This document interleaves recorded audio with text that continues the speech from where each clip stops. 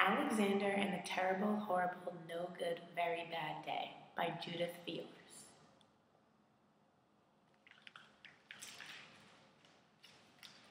I went to sleep with gum in my mouth, and now there's gum in my hair. And when I got out of bed this morning, I tripped on the skateboard, and by mistake, I dropped my sweater in the sink while the water was running, and I could tell it was going to be a terrible, horrible, no good, very bad day.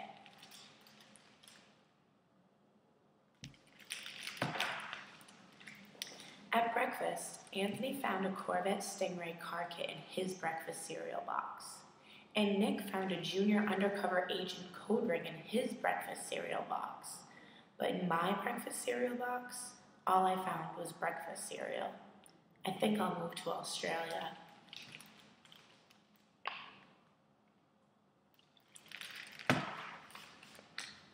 In the carpool, Mrs. Gibbons let Becky have a seat by the window. Audrey and Elliot got seats by the window too.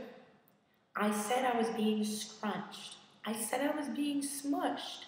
I said if I don't get a seat by the window, I am going to be carsick. No one even answered. I could tell it was going to be a terrible, horrible, no good, very bad day. How would that make you guys feel? Probably pretty sad, right?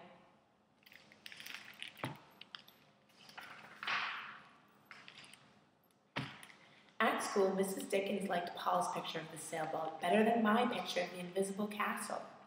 At singing time, she said, I sang too loud. At counting time, she said I left out 16. Who needs 16? I could tell it was going to be a terrible, horrible, no good, very bad day.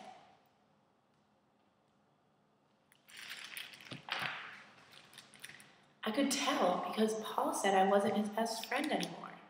He said that Philip Parker was his best friend and that Albert Moyo was his next best friend and that I was only his third best friend. I hope you sit on a tack, I said to Paul. I hope the next time you get a double-decker strawberry ice cream cone, the ice cream falls apart on the cold part and lands in Australia.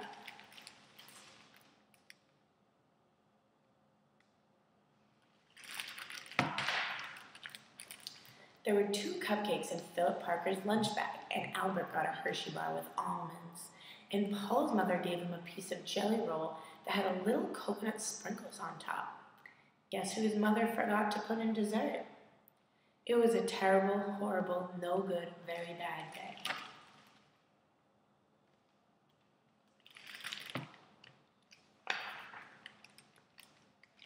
That's what it was, because after school, my mom took us to the dentist, and Dr. Fields found a cavity just in me. Come back next week and I'll fill it, said Dr. Fields. Next week, I said, I'm going to Australia.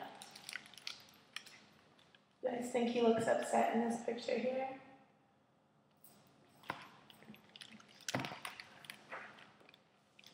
On the way downstairs, the elevator door closed on my foot, and while we were waiting for my mom to get the car, Anthony made me fall where it was muddy. And then, when I started crying because of the mud, Nick said I was a crybaby.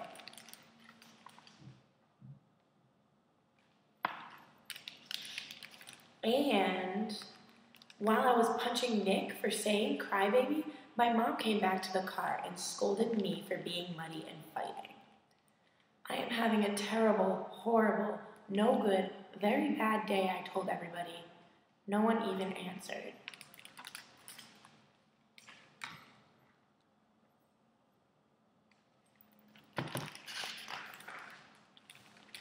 So then when we went to the shoe store to buy some sneakers, Anthony chose white ones with blue stripes. Nick chose red ones with white stripes. I chose blue ones with red stripes. But then the shoe man said, we're all sold out. They made me buy plain old white ones, but they can't make me wear them. He seems like he's getting a little discouraged now, doesn't he?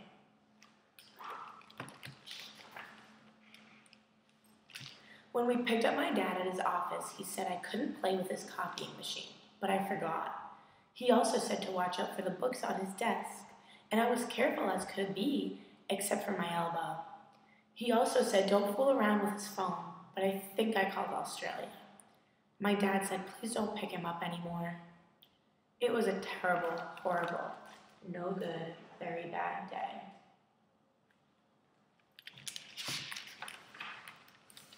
There were lima beans for dinner, and I hate limas. There was kissing on TV, and I hate kissing.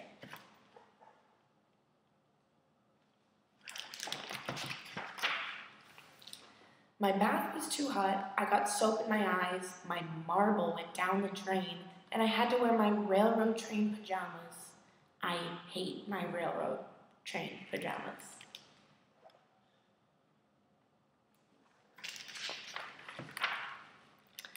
When I went to bed, Nick took back the pillow he said I could keep, and the Mickey Mouse nightlight burned out, and I bit my tongue. The cat wants to sleep with Anthony, not with me. It has been a terrible, horrible, no good, very bad day. My mom says some days are like that.